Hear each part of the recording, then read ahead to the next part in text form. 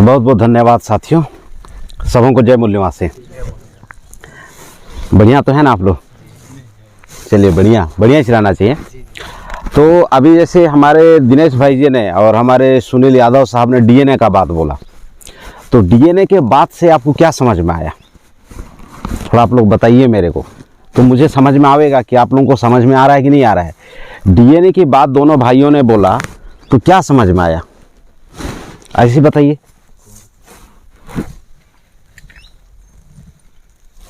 एक आध क्षण बता दीजिए। विदेशी और स्वदेशी ना, तो बढ़िया समझे यहाँ तक। इसको मैं एकदम से और आसान भाषा में समझाता हूँ। आपने एकदम सही बोला सर, विदेशी और स्वदेशी। तो डीएनए को लेके इनका बताने के पीछे का संदर्भ ये है, देखिए दो नस्ल, एक स्वदेशी नस्ल एक देसी नस्ल है ना। तो इसको और बढ़िया से समझने के लिए हम लोग सोचते हैं, जैसे कुत्ता एक नस्ल होता है कि नहीं होता है? कुत्ता एक नस्ल होता है, वैसा ही खरगोश भी एक नस्ल होता है। तो एक नस्ल दूसरा नस्ल को शिकार करता है कि नहीं करता है? ये जो आपका जो 185 गांव का विस्थापन का मामला हो रहा है, विदेशी ब्राह्मण लोग देसी नस्ल के देसी डीएनए लोगों का शिकार कर रहा है ना। जैसे शेर हिरण का शिकार करता है, वैसे ही उन लोग शिकार कर रहा है। और शिकार डायरेक्ट आपको मार के नहीं कर रहा है, वो क्या कर रहा है, उन्होंने फार्मूला बनाया कि हम विकास कर रहे हैं। और विकास करने के लिए आपका जो 5वीं अनुसूची क्षेत्र है, जो संविधान में आपके लिए 244 अनुच्छेद में दिया हुआ है कि आदिवासियों का विशेष क्षेत्र होगा, रिजर्व क्षेत्र होगा, है ना। उस रिजर्व क्षेत्र को डायरेक्ट ना छीन रहा है, डायरेक्ट छीनेगा तो क्या होगा, विरोध हो जाएगा, विद्रोह हो जाएगा। तो उसमें फार्मूला उसने ऐड किया, उस फार्मूला का नाम है विकास। तो बहुत सारे लोग कंफ्यूज हो जा रहा है। ये कुछ नहीं है साथियों, आपकी जो रूढ़ी प्रथा को खत्म करने का मामला है। क्यों? क्योंकि ये जो रूढ़ी प्रथा है ये आपका संवैधानिक नियम है। आप ये जो 5वीं अनुसूचित क्षेत्र है, इसमें आप लोग अपने विकास का नियम स्वयं बना सकते हैं। आप स्वयं बना सकते हैं, इसका मतलब क्या है, आप ब्राह्मण से बेहतर नियम बना सकते हैं। बना सकते कि नहीं बना सकते? भाई जरूरी थोड़े ना है कि विकास का ठेका वही ब्राह्मण लेके बैठा हुआ है, आप भी तो ठेका लेके बैठ सकते हैं। तो जब आपको काम करने की पारी आवेगी तो आप उनसे बेहतर कर सकते हैं। बेहतर करेंगे तो क्या होगा, उसका खुलासा हो जाएगा। वो जो इतने सालों से 78 सालों से देश में कब्जा करके रखा हुआ है, आरा 5वीं अनुसूची में आदिवासियों में एक बहुत अच्छी हुनर होती है साथियों, मेहनती बहुत ज़्यादा। अगर मेहनत करने पुतारू आ जाए और उसका एकदम से सही रास्ता रहेगा ना, वो सबको पछाड़ देगा। ठीक है, मैं खुद आदिवासी हूँ, तो हम लोग खेतों में काम किए थे। तो हमारे जो दादाजी होते थे वो हमको 5 बजे उठा देते थे और 5:30 बजे हम लोग खेत में होते थे। और खेतों में जब हम लोग बैल लगा के हलों पे जब हम लोग हल चलाते थे तो 11 बजे तक हम लोग मतलब कि सीधा सीधा काम करते थे। सुबह पेट में बस 1 गिलास पानी गया, 1 लोटा पानी गया है, अनाज का एक दाना नहीं। उस आदमी की औकात और हिम्मत देखो, 11 बजे तक जोत रहा है ना। अब बामहन से ना अगर जुतवा के देखो तो खाली पेट जोत पाएगा? दूसरा लोग जोत पाएगा? तो साथियों इन लोगों का जो कैरेक्टर है, हमारा जो कैरेक्टर, हमारा मेहनती का कैरेक्टर है। दूसरा कैरेक्टर क्या है, हम लोगों में एक बहुत बुरी आदत है, वो बहुत भयंकर भोलापन है। हम लोग चतुर नहीं है। तो आज की इस मुलाकात के पीछे मैं आप लोगों को चतुर बनाने का एक अपील करके जा रहा हूँ। आप लोग ब्राह्मण लोगों से ज़्यादा चतुर और षड्यंत्रकारी बनना, है ना, तब जाके आप बचा पाओगे। उससे ज़्यादा षड्यंत्रकारी और ज़्यादा चतुर बनोगे तो अपने आप को बचा पाओगे, अपना 5वीं अनुसूची बचा पाओगे, अपना जल जंगल जमीन बचा पाओगे। अगर आप भोले रहोगे तो फिर आएगा, उसके बाद में ब्राह्मण कलेक्टर आएगा, उसके बाद में आपको बरगलाएगा। आप सीधा साधा रहोगे तो आप बरगला जाओगे, चतुर रहोगे तो आप अपनी जमीन की सुरक्षा करोगे, चतुर रहोगे तो सुरक्षा करोगे ना। एसडीएम को भेजा जाएगा, ब्राह्मण एसडीएम को, है ना, वो चतुर आदमी अगर आपको बरगलाएगा, आप अगर भोले भाले रहोगे तो बरगला जाओगे, अपनी जमीन को खो दोगे। संविधान क्या बोल रहा है कि आपके लिए विशेष अधिकार है आपका क्षेत्र। तो इस विशेष अधिकार का कानून को, सत्ता को छीनने के लिए, क्योंकि देखो साथियों आज संविधान जरूर लागू है लेकिन ब्राह्मण के दिमाग में मनुस्मृति को अमल करने का विचार चलता है ना, संविधान को अमल करने का विचार थोड़े ना चलता है। तो मनुस्मृति में क्या लिखा था ब्राह्मणों के संविधान में कि शूद्रों को संपत्ति रखने का अधिकार नहीं होगा। आपका जमीन छीन के क्या कर रहा है, आपका ज़मीन को लूटने का काम कर रहे हैं ना, यानी कि आपका संपत्ति छीन रहा है। लिख के क्या रखा था, संपत्ति रखने का अधिकार नहीं होगा। अभी क्या कर रहा है, छीनने का काम कर रहा है। वो बदला क्या? वो कभी नहीं बदला।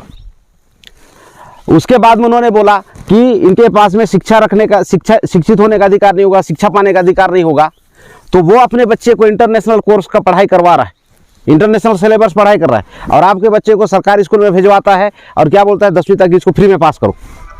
जो बच्चा कक्षा 10वीं तक फ्री में पास होगा वो कितना होशियार बनेगा, कितना होशियार बनेगा।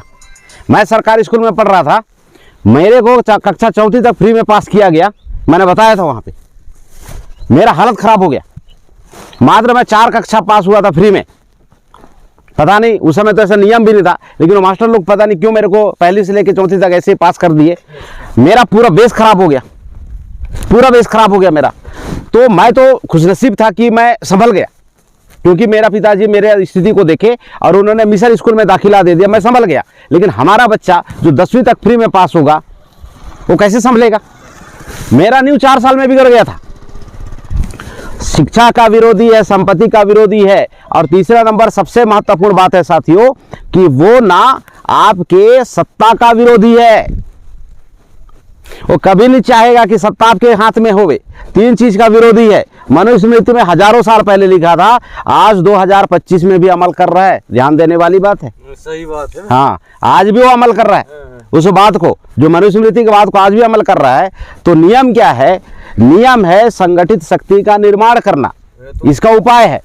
संगठित शक्ति का मतलब क्या है? अभी देखिए हमारे जितने भी जो किसान लोग हैं, अभी कटनी का सीजन है, उनको महत्वपूर्ण क्या लग रहा है कि हम धान काटें। मीटिंग जाएंगे तो एक दिन का धान काटने का हमारा टाइम लॉस हो जाएगा, नुकसान हो जाएगा। वो आदमी एक दिन की धान कटाई का नुकसान को काउंट कर रहा है, वो मीटिंग नहीं बैठेगा तो उसका बुद्धि नहीं बढ़ेगा, उसका नुकसान की वो काउंटिंग नहीं कर पा रहा है आदमी। ऐसा ही हाल तो हुआ है। हाँ, तो मीटिंग में नहीं आए। बिल्कुल एकदम सही बात है। अभी मैं आप लोगों को बताना चाहूंगा, भैया आप लोगों को लगता होगा कि हम ज्यादा काम करेंगे तो पैसा वाला बनेंगे, आप लोगों को ऐसा लगता होगा, औरों को भी लगता होगा जो सोशल मीडिया में मेरा वीडियो को देखते होंगे। मैं आप लोगों की गलतफहमी दूर करना चाहता हूं। अगर आप सबसे ज्यादा मेहनती हैं तो जो सेठ बनिया लोग हैं, जो बामहन बनिया लोग हैं, उनसे ज्यादा संपत्ति आपके पास में क्यों नहीं है? मेरा सवाल है आपसे। ब्राह्मण बनिया लोगों से ज्यादा पैसा है क्या आप लोगों के पास में? मेहनत तो दिन रात आज भी कर रहे हो, आज भी हमारे लोग खेतों में काम कर रहे हैं। तो साथियों, मैं गलतफहमी दूर करने के वजह से मैं बता रहा हूं आपको कि हम लोगों को संगठित होने से ज्यादा पैसा मिलेगा। आज अगर जो आदमी सुबह से लेकर शाम तक धान काटेगा, अब मेरे को ईमानदारी से बताओ कितना पैसा कमाएगा? आज अगर सुबह से लेकर शाम तक हमारा आदमी जो भी अपना काम कर रहा है, दिन भर में कितना पैसा कमा सकता है? चलिए अगर मान लिया 5-10 क्विंटल भी अगर धान वान काट वाट ले जो मालिक होगा, तो उसकी कीमत कितना है? आप लोगों के पास में कैसे क्विंटल बिकता है धान? 1800 रुपया ना। तो अगर मान लिया 5 क्विंटल अगर आज काट भी लिया तो 10,000 तो कमाया, 10,000 कमाया। अगर वो यहाँ पे संगठित होने का हुनर को सीखता सुनता तो 80,000 लाख करोड़ का मालिक है वो। संगठित होने से 80,000 लाख करोड़ का मालिक होता हमारा आदिवासी। आज जो गौतम अडानी है, जो आपका जमीन को छीनने की तैयारी कर रहा है, वो आदिवासियों को जमीन का अभ्रक को, जमीन का कोयला को, जमीन का हीरा मोती सोना चांदी को बेच बेच के विश्व का सबसे अमीर 4था नंबर का आदमी बन गया। कितना नंबर का आदमी बना है? हमारा आदिवासी क्या कर रहा है? धान काट रहा है। खजाना उसी के जमीन में पड़ा हुआ है, अडानी छीन रहा है, अमीर बन रहा है। हमारे आदिवासी का जो आंख है खुल ही नहीं रहा। सही बात है कि गलत बात है? ये इसलिए होता है साथियों कि जो हरपाल सिंह, जो हम लोग प्राइमरी स्कूल में पढ़े थे, ज्ञान की 2 बातें जहां पे मिले सुनना चाहिए, बोला कि नहीं बोला है? तो हमारा क्या है, अरे आज हम ज्ञान की बातें नहीं सुनेंगे, आज हम क्या करेंगे? धान काटेंगे। तो धान काटने से आप भैया 80,000 लाख करोड़ के मालिक आप नहीं बन सकते। इसलिए इसको आदत बनाओ जिस दिन मीटिंग हो। क्योंकि वक्ता कौन होता है साथियों? वक्ता वो होता है जो किसी भी संगठन में 10-10 साल 20-20 साल समय लगाया होता है, वो आदमी वक्ता के रूप में आता है। कभी कभी कम अनुभवी लोग भी आते हैं, लेकिन ज़्यादातर केसेस में हमने देखे हैं कि वे लोग ज़्यादातर उस जगह पे जाते हैं जिनके पास में बहुत अच्छा अनुभव होता है। और उनका 20-30 साल का अनुभव, 10 साल का अनुभव आप घंटों में सुन लेते हैं, तो सोचिए कितनी बड़ी बात है।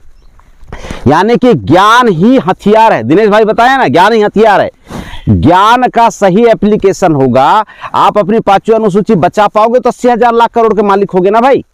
अगर ज्ञान ही नहीं है कैसे बचाना है। एक कलेक्टर आएगा, अभी जैसे अभी भाई लोग बता रहे थे कि भाई हमारे ऊपर में FIR है, हमारे ऊपर में FIR है। मैं ज्ञान की बात आपको बता रहा हूँ। आपका आरक्षित इलाका है, आपका रिजर्व इलाका है, आपका विशेष अधिकार इलाका है, इसमें BNS की धारा आदिवासियों के ऊपर नहीं लगता है। जनरल इलाका कानून आपके पास में कैसे लगेगा। जैसे उदाहरण के लिए मैं बता रहा हूं, आपका जो मोटरसाइकिल यहां पे खड़ा हुआ है, मोटरसाइकिल में 4 व्हीलर का इंजन का नट बोल्ट आएगा क्या? क्यों नहीं आएगा? क्योंकि वो अलग चीज है और मोटरसाइकिल अलग चीज है। उसी तरह केंद्र सरकार अलग है, राज्य सरकार अलग है, आदिवासियों का विशेष अधिकार अलग है। तो ये जो आपका जो प्रशासन नियंत्रण आज करके रखा हुआ है, कलेक्टर रखा हुआ है, SDM रखा हुआ है, तहसीलदार रखा हुआ है, SP रखा हुआ है, वो आपके ऊपर में BNS की धारा भी नहीं लगा सकता। ज्ञान इतना महत्वपूर्ण है। अगर आपको पता रहेगा तो आप बोल सकते हो कि कलेक्टर महोदय, आप संविधान के विरोध में जाके आप हमारे ऊपर में धारा लगा रहे हो। आपको पता है मैं राज्यपाल और आपका राष्ट्रपति से शिकायत करके आपका नौकरी भी खा सकता हूं। जानकारी रहेगा तो बोलेंगे ना। अब जानकारी नहीं रहेगा तो क्या होगा? वो आदमी आपको अंदर ले जाएगा, उसके बाद में फिर आप लोगों को चक्की फिशिंग करवाएगा, आप बचते फिरोगे। इसलिए साथियों, सबसे बड़ा हथियार वाकई में जानकारी है। इस वक्त जो बंदा जितना ज़्यादा जानकार होगा वो उतना ज़्यादा ऑब्जेक्शन हैंडलिंग करने में माहिर होगा। प्रशासन के लोग आएंगे, कंपनी के लोग आएंगे, आपसे बहस करेंगे। आपके पास में जानकारी होगा तो आप बहस कर पाएंगे ना। इसलिए ये जो प्रशिक्षण कार्यक्रम है, इसको जिंदगी का सतत हिस्सा बनाइए। ये एक बार में नहीं आता है। मैं आपको अभी बता रहा हूँ, आप लोगों को ऐसा लग रहा होगा मेरी बातों को सुनते सुनते, अरे ये तो ऐसा बात है यार, मैं तो तुरंत बोल दूंगा, मैं चला जाऊंगा, आपके दिमाग से धीरे धीरे उतर जाएगा। कंपनी का आदमी और कलेक्टर आएगा, फिर पता नहीं यार एक का क्या बोला है यार उस दिन, आपके दिमाग में आएगा नहीं जल्दी जल्दी। लेकिन आप इसको जब एसोसिएट करते हैं साथियों, जब आप लगातार इसके साथ में बने रहते हैं, तो ये जो बातें हैं आपके दिमाग में परमानेंट बैठ जाता है, परमानेंट बैठता है। इसलिए पूरे गाँव वालों को सिखाइए, सभा के दरमियान में भैया काम धाम भाड़ में जाए, काम तो हम कल भी कर लेंगे। जमीन रहेगा तो कल धान काटेंगे ना, जमीन ही नहीं रहेगा तो कहाँ खेती करेंगे। आपको क्या लगता है अडानी का दिल्ली बंबई में जाके नांगर जोतेंगे क्या? वहां पे नहीं हो पाएगा। तो दुनिया का जो सबसे कीमती विरासत और कीमती धरोहर हमारी जमीन है, जहां पे हम निवास करते हैं। क्योंकि आप लोगों को बरगलाया गया है, जो पैसा देता है ना 1 करोड़ 2 करोड़, 1 करोड़ 2 करोड़ क्यों पैसा देता है पता है आपको? क्योंकि आदमी कहाँ पे पैसा लगाता है, कहीं पे भी पैसा लगाता है। फितरत होती है, धंधे की फितरत होती है, बिजनेस का फितरत होता है। जहां पे आदमी पैसा लगाता है, इसलिए पैसा लगाता है कि वहां से उसको डबल टिबल चौगुना मुनाफा हो, तभी तो पैसा लगाता है। अभी कोई भी धंधा कर रहा है, उसको अगर ऐसा पता चले मुझे यहाँ पे नुकसान है, पैसा लगाएगा? तो आपको 2 करोड़ क्यों दे रहा है, आपको 1 करोड़ क्यों दे रहा है? क्योंकि उसको पता है भैया 80,000 लाख करोड़ का मामला है, 1-2 करोड़ फेंक देंगे, क्या होने वाला है। अभी लगाता हूँ। तो साथियों, मैं आप लोगों को बताना चाह रहा हूं मैं कि आपको पैसा का लालच देते हैं, और हमारे जो आदिवासी लोग जो भोले भाले हैं, इनोसेंट हैं, उनको बातें समझ में ना आती, पैसा के लालच में आ जाते हैं। दुनिया का सबसे महत्वपूर्ण चीज आपका जमीन है। मैं आपका जमीन का महत्व बता के मैं जाऊंगा यहां से। अगर मान लिया किसी सेठ के पास में, किसी बनिया के पास में, ब्राह्मण के पास में अगर 1 करोड़ रुपया, 1 करोड़ रुपए से धंधा करना चाहता है, पहला रिक्वायर क्या है? धंधा करने के लिए जमीन चाहिए, चाहिए कि नहीं चाहिए? उसके पास जमीन नहीं है, उसके पास जमीन नहीं है, इसलिए आपके 5वीं अनुसूचित क्षेत्र में नजर गड़ा के रखा हुआ है। धंधा करने के लिए पहला रिक्वायर धंधा करने के लिए जमीन है, और हमारा आदमी सोचता है कि हमारा पहला रिक्वायर पैसा है। बताइए तो बुड़बकाई की हद। क्यों ऐसा सोचता है? क्योंकि वो मीटिंग नहीं बैठता है, जागृति का बात को नहीं सुनता है, इसलिए उसको पता नहीं है। अगर सेठ मरवाड़ी के पास में अगर पैसा ही सब कुछ है, जिसको बोल रहा है कि हम तुमको 2 करोड़ रुपया देंगे, अरे 2 करोड़ तुम्हारे जिंदगी में इतना वैल्यू रखता है तो 2 करोड़ से तुम अपना धंधा पानी सेटल करना रे। अभी मान लो उसको मॉल खोलना है, किसी बनिया बामहन को अपने मुंडी में मॉल खोलेगा, क्या क्या चाहिए उसके लिए? धरती चाहिए। धरती किसके पास में है? आदिवासी के पास है कि नहीं है? और आदिवासी को क्या वैल्यू लगता है? पैसा। विनाश काले विपरीत बुद्धि है कि नहीं है? विनाश है। और एक अभी एक ब्राह्मण की बात है यहाँ साहिबपुर में, वो एक आदिवासी के नाम से खरीद के जब बिल्डिंग बनवा लेते। बिल्कुल यही चीज मैं बताना चाह रहा हूँ बाबा कि जमीन सबसे महत्वपूर्ण है। जमीन से कीमती कुछ भी नहीं है। लाख अगर पैसा कमाना है, आज इस साल नहीं सके अगले साल कर लेंगे, अगले साल नहीं सके 5-10 साल में बना लेंगे। पैसा महत्वपूर्ण नहीं है, लेकिन आप जमीन बना के बताओ। तो हमारे आदिवासियों को समझने की जरूरत है। पूरे देश भर के आदिवासियों से मैं अपील करता हूँ सोशल मीडिया के माध्यम से। मेरे बहुत अच्छे दर्शक हैं मेरे साथ में, मेरे वीडियो का अप्रिशिएट करते हैं, पसंद करते हैं, लाइक करते हैं। मैं पूरे देश भर के आदिवासियों से कहना चाहता हूँ जमीन सबसे महत्वपूर्ण है। जमीन महत्वपूर्ण के साथ में जानकारी हथियार है साथियों। जानकारी इकट्ठा करने में अपना दिमाग लगाइए। मैं भारत मुक्ति मोर्चा संगठन में राष्ट्रीय आदिवासी एकता परिषद में पिछले 10 सालों से हैं। मैं बता रहा हूँ, तारीख लगाते हैं संगठन के लोग, तारीख लगाते कि फलाना तारीख को कार्यक्रम है। अभी जैसे 15 तारीख को कार्यक्रम है ना। अभी जैसे झाबुआ में राष्ट्रीय आदिवासी एकता परिषद राष्ट्रीय अधिवेशन है, तो पहले से तिथि इसलिए बताया जाता है साथियों, क्योंकि आप अपना जो जरूरी काम है घर का, हर काम जरूरी होता है, आप उस तारीख से पहले खत्म कीजिए या उस तारीख के बाद में खत्म कीजिए, इसलिए वो तारीख बताया गया है। हमारे समाज के आदिवासी होशियार लोग क्या करता है, जिस दिन विशेष तारीख होता है उसी दिन वो घर का काम शुरू करता है। पूरा मामला उल्टा हो जाता है, पूरा मामला उल्टा हो जाता है। तो हम लोगों को बेहद चालाक और चतुर होने की जरूरत है साथियों।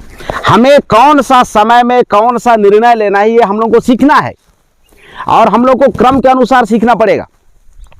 अगर आज हम लोग यहाँ पे बैठते तो निश्चित रूप से साथियों विस्थापन 200% गारंटी बच जाएगा। अभी भी बच जाएगा, क्योंकि अभी आप लोग जिम्मेदार साथी लोग बैठे हुए हैं। लेकिन जो साथी नहीं बैठा है, अगर वो बैठता तो उनकी इधर आता, क्योंकि ओरिजिनल तो ओरिजिनल होता है ना भाई, और फोटोकॉपी क्या होता है, फोटोकॉपी होता है। निश्चित रूप से मैं जो बातें आप लोगों को बता के जा रहा हूं, मैं आप लोग जरूर अपने लोगों को बता पाएंगे, लेकिन मैं जैसा भाव के साथ बता पा रहा हूं ऐसा एकदम सडनली एक ही दिन में हो पाएगा क्या? ऐसा नहीं हो पाता है। खैर चलो, आजकल टेक्नोलॉजी सोशल मीडिया में देख लेगा, लेकिन क्या है कि हमारे लोगों को लड़ने का जो स्पिरिट चाहिए, लड़ने का जो हुनर चाहिए, आज अब सिर्फ ज्ञान से लड़ सकते हैं। प्रशासन के लोग मिली भगत से षड्यंत्र पूर्वक, अब कंपनी के लोग षड्यंत्र पूर्वक बहुत बरगलाने का प्रयास करेगा साथियों। और एक मैं थोड़ा सा गलतफहमी को दूर करके मैं अपनी बातों को मैं विराम दूंगा, बहुत लंबा चौड़ा नहीं बोलूंगा, क्योंकि आप लोग, मैं जो मैसेज देना चाह रहा हूँ आप लोग समझ रहे बढ़िया से। मेरे को आप लोगों का चेहरा को देखते हुए बातें समझ में आ रहा है। देखिए, जब भी हम लोग लड़ाई लड़ेंगे, तो अगर हम दुश्मन के खेमे में घुस जाएंगे जहाँ पे हमको पता ही नहीं है कहाँ पे उनका गन छुपा हुआ है, कहाँ पे बंकर लगा हुआ है, कहाँ पे आपका पैर से खूंदने से फटने वाला बम लगा हुआ है, आप उनके खेमा में घुस जाएंगे और दौड़ लगा देंगे, तो क्या लगता है आप लोग लड़ाई जीत पाएंगे क्या? पता चल रहा है भैया, जहाँ पे वो बारूद बिछाया है वहीं पे हमारा पाँव अगर ऐसा आ जाएगा तो हम दूर जाएंगे। तो लड़ाई कैसे लड़ा जा सकता है? हमारा जब क्षेत्र होगा, हम अपने क्षेत्र में अपने हिसाब से हम लोग उसको करेंगे, तो हम अपने बंकर से हम लोग जीत सकते हैं, अपने खेमे से लड़ाई लड़ेंगे तो जीत सकते हैं। अभी जैसे ब्राह्मण लोगों ने कार्यपालिका के ऊपर में, कार्यपालिक सत्ता के ऊपर में, लोकतंत्र के ऊपर में अनियंत्रित नियंत्रण करके कब्जा करके बैठा हुआ है। आप हाईकोर्ट जाइए, आपके विरोध में फैसला देगा, गारंटी है। आप सुप्रीम कोर्ट जाइए, आपके विरोध में जाके फैसला देगा, सुप्रीम कोर्ट में भी विरोध में फैसला देगा। अभी सुप्रीम कोर्ट ने फैसला दिया था ईवीएम के विरोध में कि ईवीएम में फ्री फेयर एंड ट्रांसपेरेंट चुनाव नहीं होता है। माननीय मूल निवासी नायक वामन मेश्राम ने उस जो जजमेंट है उसका कॉपी को निकाला, क्योंकि वामन मेश्राम ने वो केस लगाया था सुप्रीम कोर्ट में, और सुप्रीम कोर्ट ने फैसला दिया। उस फैसले के आधार पे पूरे देश में ईवीएम फोड़ने का मामला आया था, आप लोगों को पता है। उसी को आधार बना को तैयारी कर रहा है, खुद सुप्रीम कोर्ट बोल रहा है, और सुप्रीम कोर्ट के जो जज हैं वामन मेश्राम के इरादा को भांप जाते हैं। वो दूसरा चीफ जस्टिस को वहां पे बिठाता है, दूसरा चीफ जस्टिस फिर दोबारा निर्णय देता है कि ईवीएम से ट्रांसपेरेंसी चुनाव होता है। बहुत सारे लोग शिकायत कर रहे थे ना कि वामन मेश्राम क्यों नहीं फोड़ा। पहले ईवीएम के विरोध में फैसला था, और जब ब्राह्मणों को लगा कि अब ये लोग फोड़िए देगा, दूसरा चीफ जस्टिस बिठाया गया। और चीफ जस्टिस बिठाने का मामला क्या होता है, कोलेजियम सिस्टम है, 4 बामहन बैठेगा, एक 5वां बामहन को जज बना देगा, चीफ जस्टिस हो जाता है। उसमें आपका ST OBC के आदमी के 54-58 कुछ भी नहीं चलता है। इतना भयंकर षड्यंत्र है यार। अब आप सुप्रीम कोर्ट अपना गाड़ी कमाई का पैसा लगाओगे, वो जज बिका हुआ रहेगा, अब बामहन लोगों के पक्ष में देगा ना। तो इस टाइप का कई सारी घटनाएं हैं। ये जो आपका अयोध्या का जो वहाँ पे जो जजमेंट आया, तो आप लोगों को पता है जजमेंट कैसे होता है ना। सबूतों और गवाहों के मद्देनजर जजमेंट दिया जाता है। और चीफ जस्टिस क्या बोलता है, मैं रात में सोया था, मेरे को राम सपने में आए और वो बोले कि इनके पक्ष में फैसला दे दे।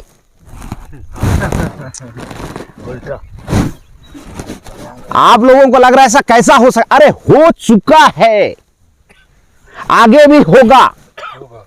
आपका जमीन, आपका अधिकार, आपका 5वीं अनुसूची, आपका 244 अनुच्छेद, सब कुछ आपका, लेकिन मैं गारंटी बता रहा हूं फैसला आपके विरोध में आएगा। थोड़ी चौड़ा में क्योंकि भैया इतिहास रिपीट होता है, इतिहास रिपीट होता है। जून जुलाई में बारिश होता है, हर बार हो रहा है कि नहीं हो रहा है ना। मार्च अप्रैल में फटक तक गर्मी लगता है, होता है कि नहीं होता है। दिसंबर में ठंडी लगती है कि नहीं लगती। ये कहां बदला, रिपीट हो रहा है, इतिहास रिपीट हो रहा है, मौसम रिपीट हो रहा है। एक आदमी पैदा होता है बाल्यावस्था में, बाल्यावस्था से फिर शिशुअवस्था, किशोर अवस्था, जवानी अवस्था, वृद्ध अवस्था, उसके बाद खत्म होता है कि नहीं होता है। ऐसा तो आदमी नहीं कि साला बुढ़ापे में जन्म ले रहा है और शिशु में मर रहा है, ऐसा तो नहीं होता है। इतिहास हमेशा रिपीट होता है। 5000 इतिहास का सबक बता के जा रहा हूं साथियों, इनसे न्याय की उम्मीद मत करना, ये न्याय देने के काबिल नहीं है, न्याय आपको नहीं मिलेगा। न्याय पाने का मामला क्या है मैं आपको बता रहा हूं, संगठित शक्ति। आप जब संगठित शक्ति के दम पे साथियों, जब शक्ति को आप विकसित करेंगे तो शक्ति से न्याय मिलता है। जब यहाँ पे पूरा करोड़ों की संख्या में आदिवासी अपने जल जंगल जमीन को बचाने के लिए जब खड़ा हो जाएगा, उसको बोला जाता है संगठित शक्ति।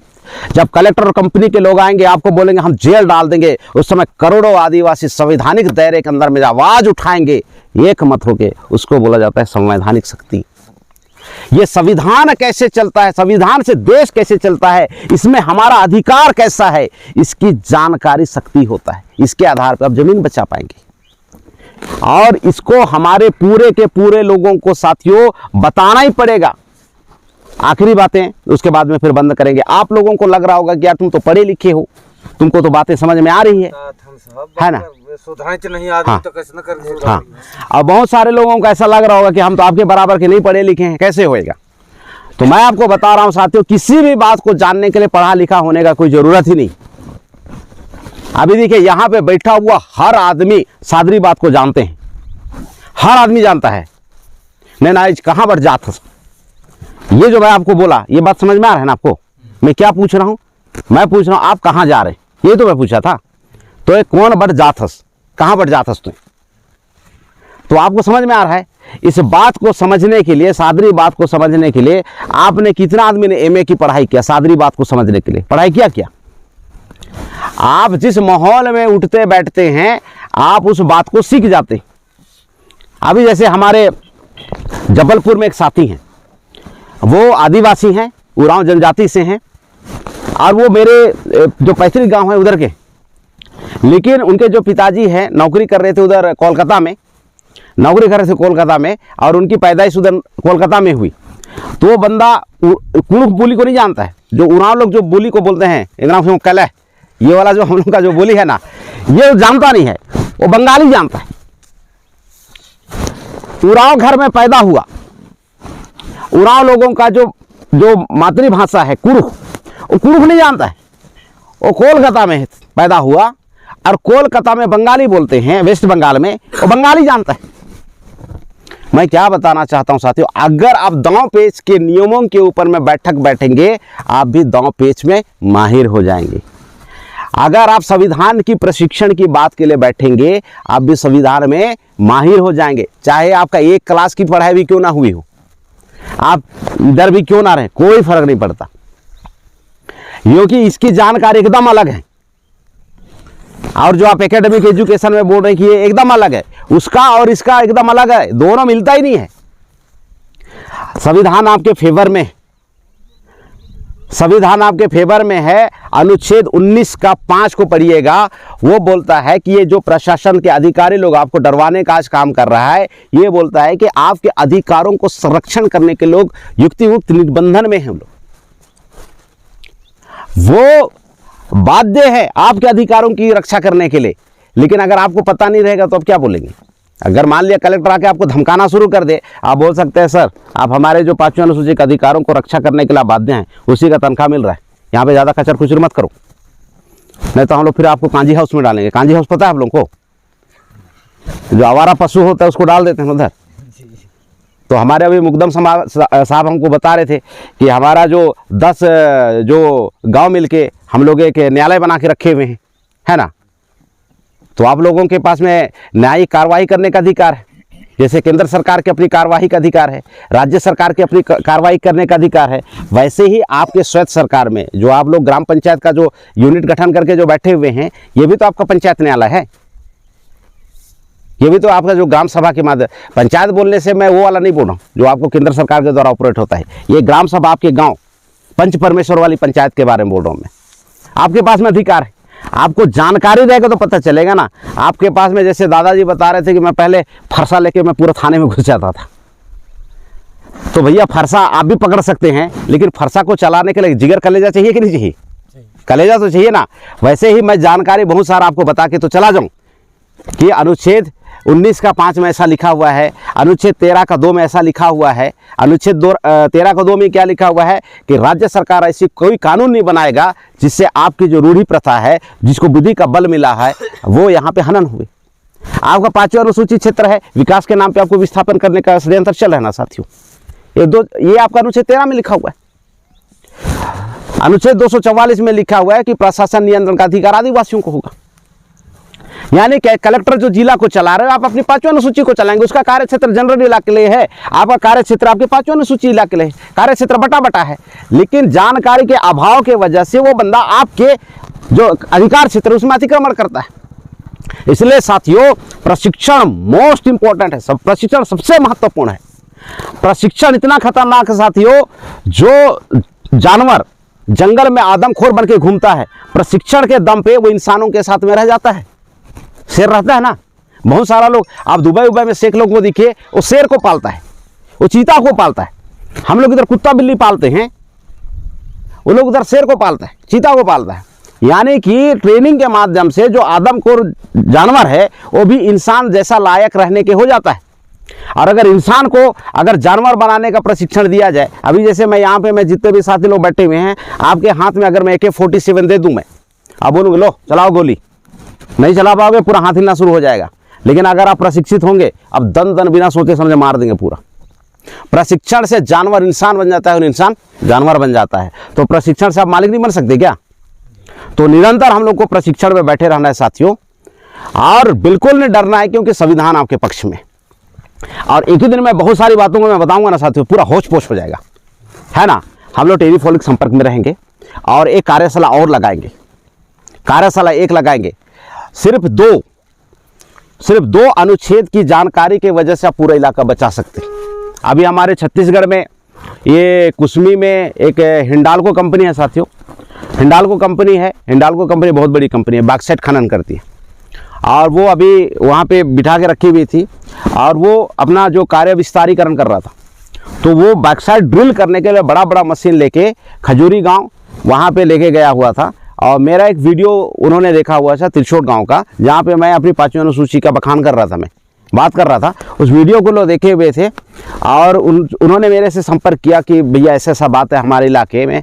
तो मैंने उनको संविधान के बारे में सिर्फ 2 पॉइंट बताया, और पूरा जो SDM साहब है वो पूरा हिंडाल्को कंपनी के कर्मचारी अधिकारियों को लेके पूरा एकदम कूच कर रहे थे गांव पे। आपको विश्वास नहीं होगा, गांव के सिर्फ 2 लड़के लोग साथियों इसकी महत्व को, इसकी पावर को समझते हुए उन्होंने हिंडाल्को कंपनी का ड्रिल मशीन को वापस ले जाने के लिए मजबूर कर दिया। हमारा लड़ने का तरीका बिल्कुल संवैधानिक होता है। आपके पास में अधिकार ही इतना ज़्यादा इसके अंदर में दिया हुआ है, इसी अधिकार का प्रयोग करते हुए ही आप सब कुछ कर जाएंगे, लेकिन शर्त है संगठित शक्ति।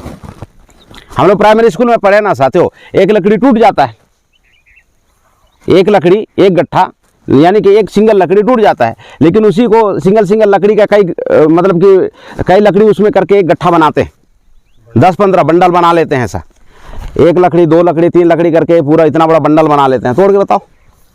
तो वो जो पढ़ाई प्राइमरी में हम लोग पढ़े थे, वो सिर्फ पढ़ने के लिए नहीं पढ़े थे, हमारी ज़मीन को बचाने के लिए करना है। और साथियों हम लोगों को भाईचारा निर्माण करना है। हमारे लोग क्या करता है, हमारे लोग अपने भाइयों का बुराई करता है, अरे यार फलना इसका है, ऐसा वैसा है। देखिए मैं बता रहा हूँ आप लोगों को, पूरी दुनिया के अंदर में विचारधारा एक जैसा कभी नहीं हो सकता। यहाँ पे बैठा हुआ हर आदमी का शकल एकदम अलग अलग है, एक जैसा तो नहीं है ना। मेरा शकल अलग है, आपका शकल अलग है, हमारे पंचम दा का शकल अलग है, हमारे अमर जी का शकल अलग है, हमारे सुनील जी का, दिनेश भाई का, सबका शकल अलग है, एक जैसा तो नहीं है ना। अगर शकल अलग है तो विचार भी तो अलग हो सकता है। अगर आप लोग एकदम से बैठ जाएं, नहीं एक ही टाइप का शकल होना चाहिए, संभव है क्या? तो साथियों, सबका विचार अलग अलग ही होगा, एकदम अलग अलग होगा विचार। लेकिन क्या है कि उस विचार को साथ में लेके चलने का हिम्मत और दम आप लोगों में होना बहुत जरूरी। सबसे महत्वपूर्ण बात यही है। हम लोग क्या करते हैं, हम लोग कभी कभी, अरे यारो जो फलाना बड़ा अल्टर आदमी है भाई, कैसे अल्टर आदमी है, अरे मत पूछो यारो, ऐसा बोलता है, सभी उठता है नहीं बैठता है ऐसा।